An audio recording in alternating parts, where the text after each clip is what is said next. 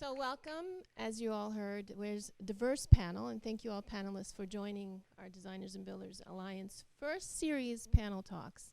As you know, it's going to be on home trends and going beyond them. Because the industry is going at such a high level of technology, we are incorporating more technologies and industries than we've ever done before. And we're streamlining products and manufacturing and the whole design aesthetic. Okay, so we're going to talk today about the home trends we've been going through and maybe some new ones that you'll hear about later. What would you say is a home trend that you see happening today? There's a real mix of what you're finding in interiors, and you're bringing things together, and the products that you're seeing are crossing boundaries. And so it's not just traditional home or El Decor or AD even traditional home is redefining what they're calling traditional home, and you'll be seeing traditional home changing in the next few months and next year, where it's still holding on to people who love traditional, but it's transitioning into much more of an eclectic look. And you listen to the client and what the client wants, and then you translate it into a way that you keep them abreast of what's going on in the industry, and it's not dated. Well, the first one from Marilyn Rose. I see a shift in purchasing, quote-unquote, online. Everyone thinks they're going to get a deal today. Buying that way, even brick-and-mortar stores are competing with themselves. From Maureen Klein. Water concerns are changing the way we use water resources inside the home and out. No fans, faucets, no demand hot water, sink, quote-unquote, inside a washing machine for smaller loads, water-saving toilets, expect more changes to come. A real need, concern, causing a growing trend and innovative products. I want to express something about the efficiency side. In the 80s, we used to be very big fans about putting in Whirlpool tubs. Remember that? And today, they're not big items. And why? Because they waste 80 to 100 gallons every time you use them. What does that say? What are people looking for?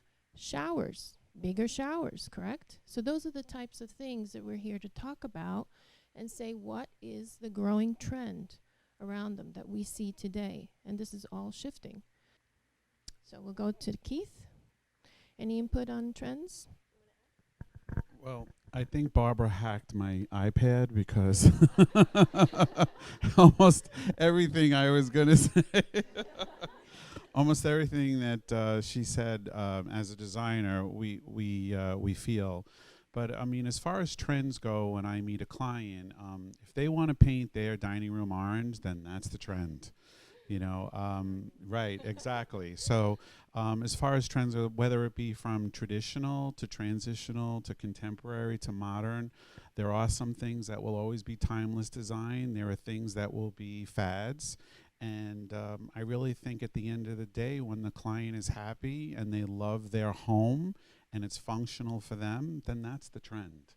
The trend today, just to touch on, is clearly away from traditional design and completely into transitional, cleaner lines. We're finding the old colors tried and true. The whites, the beiges, and the grays. They're the sound colors of today, and they're timeless. When I started 25 years ago, wall-to-wall carpet was 85% of the business. Okay, today wall-to-wall is under 50%. But what has grown quite a bit is the area rug business. So that's been the trend. Area rugs is a big trend, and hard surface has been a big trend in our business, which is a good thing. But I probably would like to say something a little different. Being an architect, my approach to projects, I would say in terms of fashion, trend, what's timeless, what's not, is really about thinking. It's really about your approach to a project. I start with the family, and I start with how families live. For example, we're all so crazy busy. We might, if we're lucky, have 10 minutes of discussion with your spouse or your son or daughter, and we'll talk about, well, where are the kids going to do their homework? Homework? You're an architect. And so I really have to get involved in their lifestyle.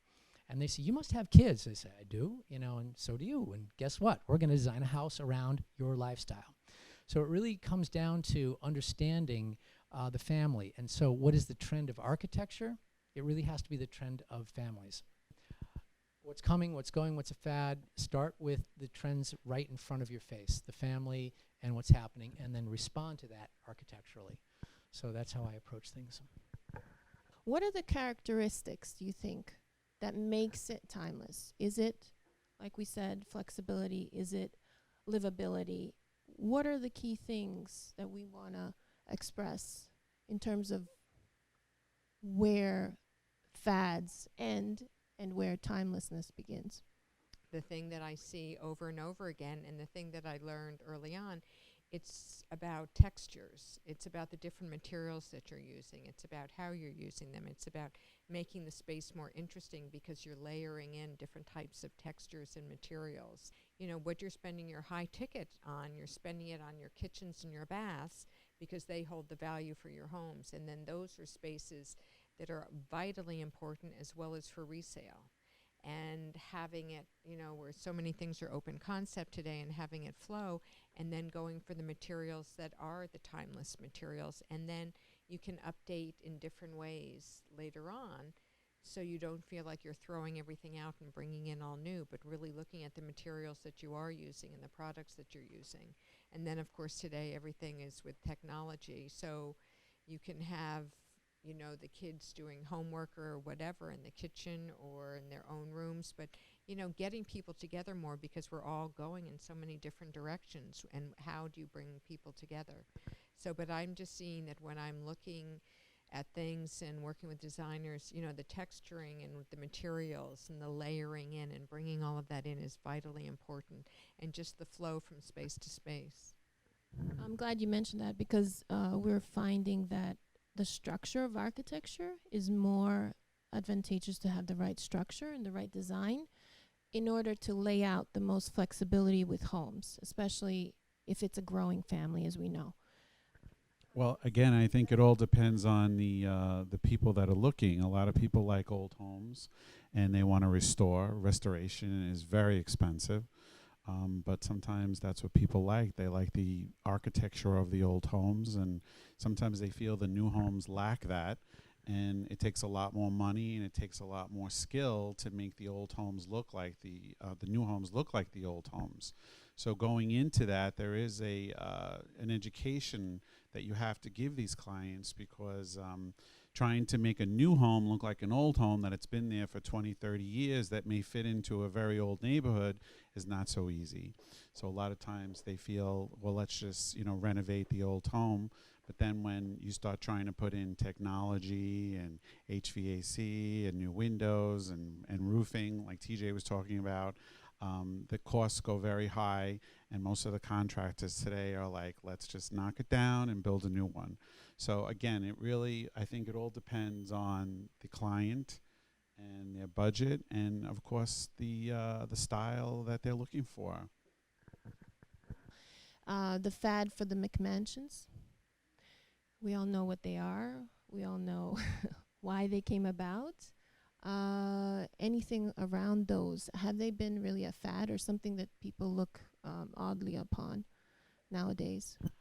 I would say this sort of term McMansion is really it can go any way, whether it's a modern or traditional. But the concept of this quick, fast, big, splashy thing with the two-story atrium when you walk in with a chandelier, that sort of idea of what ought to be, quote unquote, a home is probably I think people are wising up to that's really not something that's going to increase their happiness, their sort of family unit, and you end up with a lot of wasted space.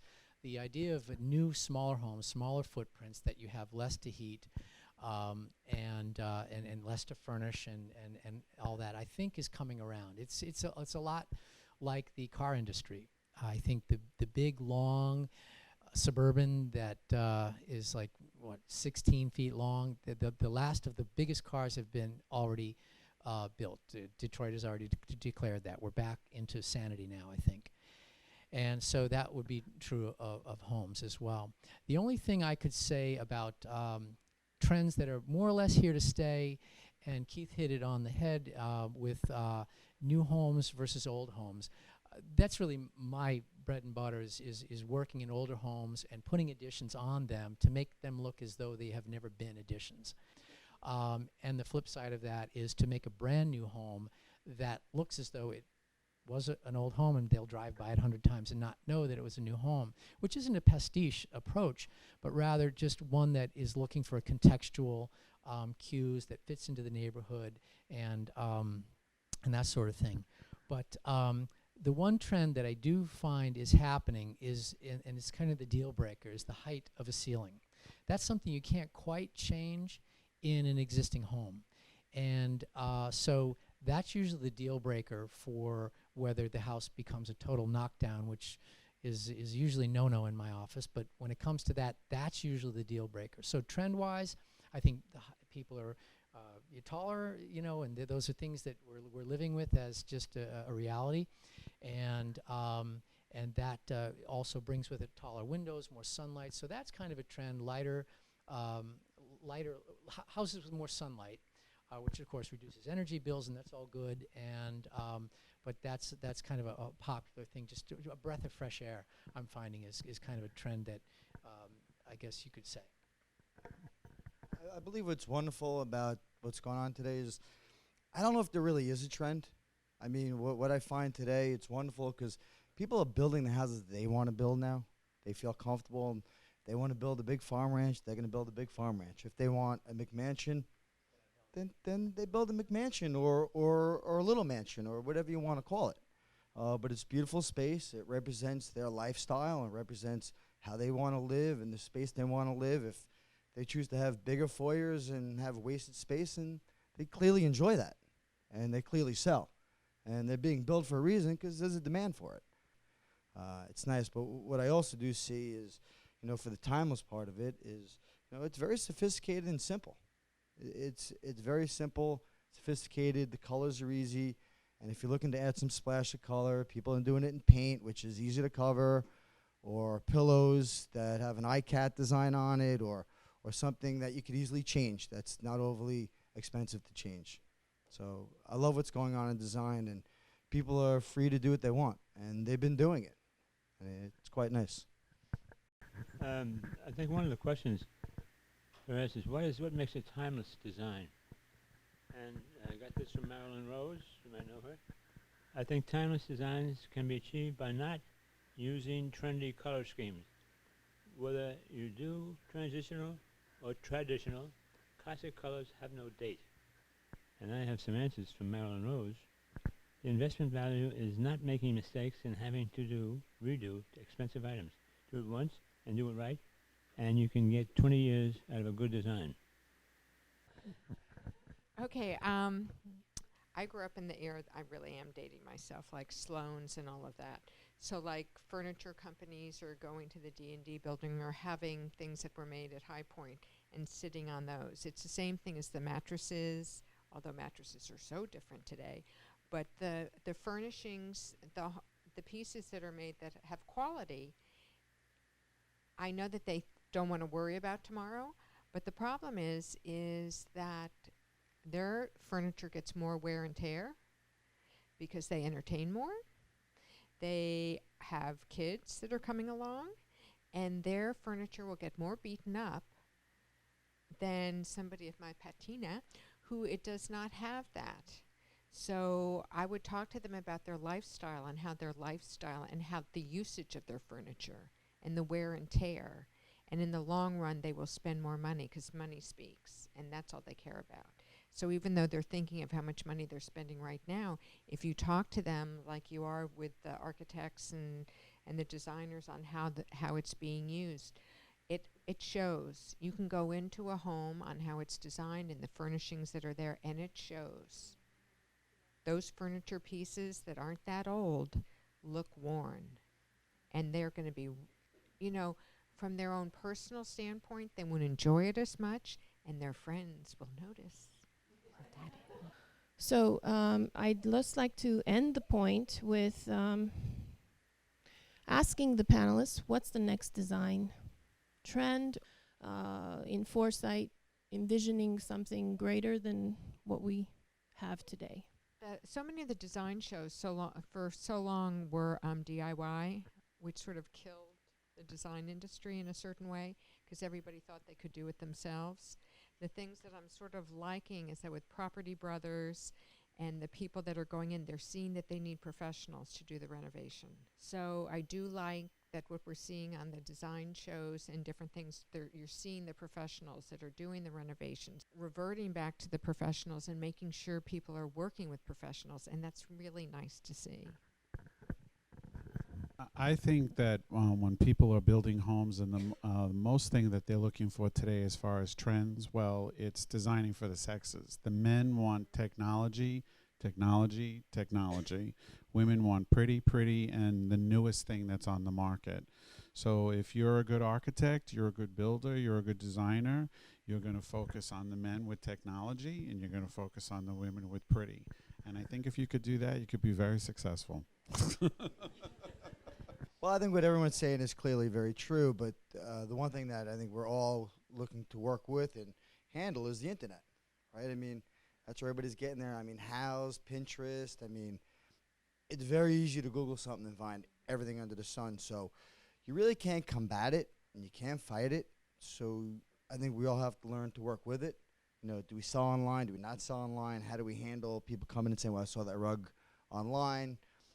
And at the end of the day, it becomes an advantage. You know, so I think the key today is working with the internet and how it could benefit all of us and our clients, clearly. I think that the trend that's here to stay and moving forward, in a word, is basically open plan design. I am finding less of small rooms serving functions, more multitasking. So I think that's a challenge in older homes because they're very traditional. You have your formal dining room, your formal butler's pantry, or a kitchen, breakfast area. Back in the olden days, I see some Levitt plans now and then that crack me up. The cocktail room, the sewing room, the larder. So I have to go through these with a respect, you know, of maintaining the bones and the integrity of it, but while opening up the plan. What we see out there in photographs, and Houzz especially, is a major site where all our clients come to us with digital photos. Oh, I like this, I like that. And it's hard to compete, you know, when they have this image in their heads. How do we deal with that as designers and architects with the growing idea of what they may want or may be exposed to changing? How do we, you know, address those? Well, I think with Houzz, what's great about it is the client will show you a room or a space, and it's one of the most beautiful spaces you've ever seen. And what's great about Houzz is that you could get prices on every item that's in that space. So what I like to do is break it down to almost every item that's in that space, and I go, well, is this your budget for the room? Oh, no. I said, well, then you better get off the internet because I cannot duplicate that room for what you want. There's just no way. So I love Houzz. I think it's great. It gives us a focus of which way they're going, and then it really defines a budget. And that's the most important thing at the end of the day.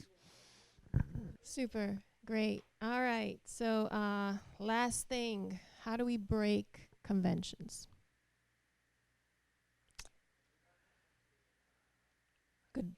Good. We don't have them to begin with. You create better. So we design better, we make something different, right? Not necessarily to be different in the sense of the word, but to give it value, to give it meaning. Very good. Thank you all for enjoying our panel. Thank you.